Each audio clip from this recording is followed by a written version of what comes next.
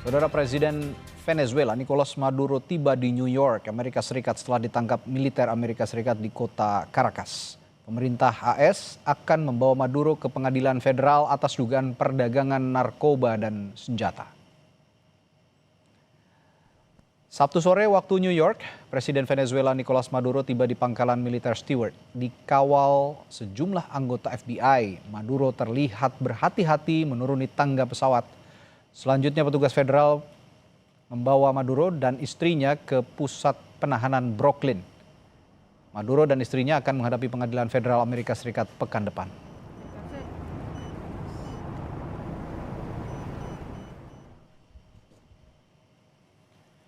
Setelah menangkap Nicolas Maduro, Presiden Amerika Serikat Donald Trump memastikan negaranya akan mengendalikan Venezuela. Trump mengatakan perusahaan minyak besar Amerika Serikat akan mengelola infrastruktur dan sumber minyak Venezuela. Sebelumnya melalui media sosial, Presiden Trump juga membagikan foto Nicolas Maduro ini saat ditangkap.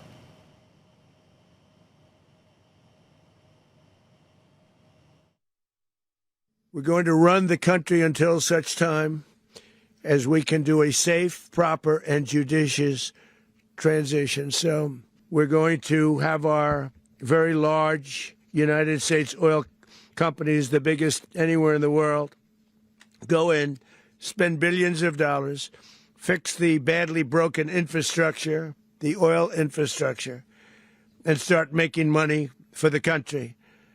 And we are ready to stage a second and much larger attack if we need to do so. Sebelumnya pasukan militer Amerika Serikat menyerang fasilitas militer di Venezuela pada Sabtu dini hari waktu setempat. Rentetan deru ledakan tersebut terlihat dari ibu kota Venezuela. Saat serangan tersebut, pasukan militer AS juga menangkap Presiden Maduro dan istrinya dari Fuerte Tiuna, kompleks pangkalan militer terbesar di Amerika Serikat. Pasca penangkapan Maduro, Gedung Putih membagikan sejumlah foto menunjukkan Presiden AS Trump memantau langsung serangan ke Venezuela tersebut.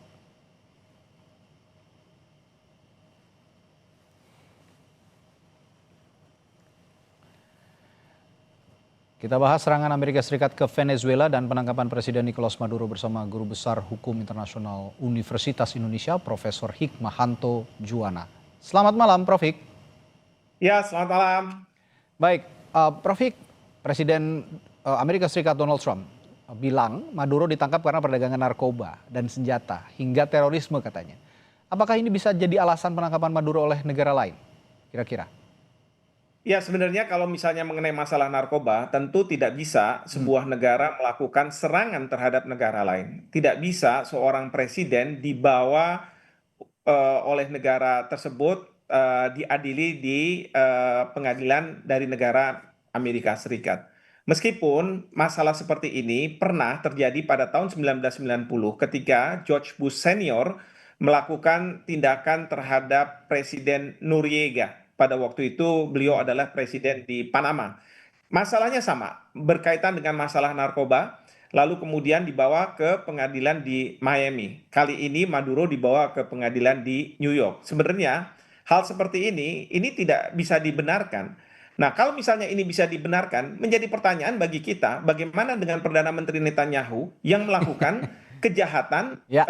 Kemanusiaan? Betul. Bukankah dia harusnya juga bisa diadili di sebuah negara? Ya, dengan paksaan seperti itu, saya yakin pasti Amerika Serikat tidak akan setuju dan dia akan melakukan serangan terhadap siapapun yang akan melakukan tindakan seperti ini kepada Perdana Menteri Netanyahu.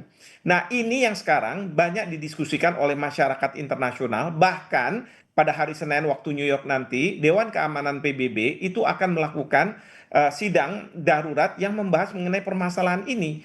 Nah, ini yang dunia sekarang terbelah karena negara seperti Rusia ataupun Cina, mereka mengecam, mengutuk tindakan yang dilakukan oleh Presiden Trump. Sementara Inggris dengan Prancis, meskipun dia tidak mengatakan bahwa ini merupakan pelanggaran hukum internasional, tetapi mengatakan seolah-olah membenarkan bahwa tindakan ini dibutuhkan untuk bisa menyelesaikan permasalahan narkoba di Amerika Serikat seperti itu. Oke. Padahal yang kita tahu mungkin saja narkoba ini hanya pintu masuk saja. Hmm, Sama seperti Israel mengatakan bahwa serangan yang dilakukan oleh Hamas. Hamas pada tanggal 7 Oktober itu sebagai pintu masuk saja, tapi Hmm. kan ujungnya adalah bagaimana Gaza itu keluar orang-orang Palestina sehingga bisa dikuasai oleh Israel. Nah, ini yang dilakukan oleh Amerika Serikat juga karena Presiden Trump sudah dengan secara tegas mengatakan bahwa dia akan mengundang perusahaan Amerika, perminyakan Amerika terbesar, lalu kemudian memasukkan dana Ya. ke sana, dan ujung-ujungnya kan adalah nantinya minyak itu akan dijual ke Amerika Serikat. Hmm. Nah, permasalahan dan kesalahan dari Presiden Trump adalah dia tidak memunculkan yang disebut sebagai puppet government, ya, pemerintahan boneka yang sebenarnya adalah orang-orang setempat yang dimanfaatkan oleh Amerika Serikat. Tetapi Amerika Serikat, Presiden Trump sendiri mengatakan bahwa saya sendiri yang akan eh, memerintah, katakanlah Venezuela. Mana Hmm. mungkin dalam konteks hukum internasional, dalam negara-negara berhubungan satu sama lain, pemerintah satu negara itu akan menjadi pemerintah negara lain. Pada masa lalu memang bisa, Ya. seperti pada waktu Jepang kalah perang, maka ada pendudukan pemerintahan yang dilakukan oleh Amerika Serikat seperti itu. Oke, ini menarik. Kalau Anda tadi sudah menyinggung ada masalah ekonomi dalam hal ini minyak ya, yang dikuasai oleh Amerika, yang ingin dikuasai oleh Amerika Serikat. Dan for the record bahwa Venezuela ini punya cadangan minyak terbesar di dunia ternyata. Padahal negaranya tidak terlalu besar karena eh, eh, sekarang ada serangan ini barulah terungkap bahwa Venezuela ini punya cadangan minyak terbesar, largest oil deposit on the planet. Ada 303 miliar barel, bahkan di atas Arab Saudi, Iran dan juga Kanada kalau saya lihat. Nah, apakah ini juga mengafirmasi penangkapan ini bahwa ada motif lain terlebih untuk kepentingan ekonomi menguasai minyak? Kita langsung tegaskan saja di sini, Pak Prof. Hik. Ya bisa jadi seperti itu, dan seperti tadi saya katakan Presiden Trump sudah secara terbuka mengatakan bahwa akan ada perusahaan minyak Amerika Serikat yang diundang oleh dia untuk menginvestasikan dana sehingga menurut dia bahwa nanti hasilnya akan untuk rakyat Venezuela. Padahal kan sebenarnya hasilnya itu kan nggak langsung minyak itu kemudian menjadi uang, Oke. harus dijual. Nah, pertanyaan dijualnya ke siapa? Ya tentu ke perusahaan, ke Amerika Serikat. Pada saat sekarang ini kan Amerika Serikat membutuhkan minyak sama seperti Uni Eropa. Kalau misalnya Rusia masih berperang dengan Ukraina, memangnya dari mana Uni Eropa itu akan mendapatkan pasokan minyak itu? Hmm. Ya memang ada dari Timur Tengah, tapi itu akan mahal ketimbang katakanlah dari Rusia seperti itu. Mhm, mhm. Ya, langsung saja saya tanyakan, dampak terhadap Indonesia bahwa pada saat perang Rusia Ukraina juga ada dampak yang terasa di global gitu ya. Gandum segala macam jadi sulit dan naik harganya. Nah, kalau sekarang dengan serangan Amerika ke Venezuela, dampak yang paling terasa di Indonesia yang harus juga diwaspadai. Mengingat Indonesia juga punya cadangan energi melimpah juga nih. Ya, pasti akan ada pelambatan perekonomian dunia dan itu Oke. akan berdampak pada pelambatan ekonomi di Indonesia. Kedua, tentu mengenai masalah pasokan migas. Kalau misalnya pemerintah tidak berani membeli dari Rusia dengan harga yang murah karena diminta oleh negara-negara Uni Eropa menjaga moral dan lain sebagainya, maka kita akan membeli dari luar negeri dengan harga yang lebih mahal. Artinya apa? Pemerintah harus mensubsidi lebih besar lagi. Karena kita tahu bahwa banyak BBM yang mengalir ke rakyat, terutama bagi mereka kelas menengah ke bawah, itu adalah subsidi. Jadi pemerintah akan membayar lebih besar lagi. Nah, kita tidak tahu APBN kita apakah mampu atau tidak melakukan ini. Dan kemudian juga yang penting juga adalah bagaimana peluang untuk membuka lapangan pekerjaan di tengah-tengah kondisi geopolitik yang seperti ini.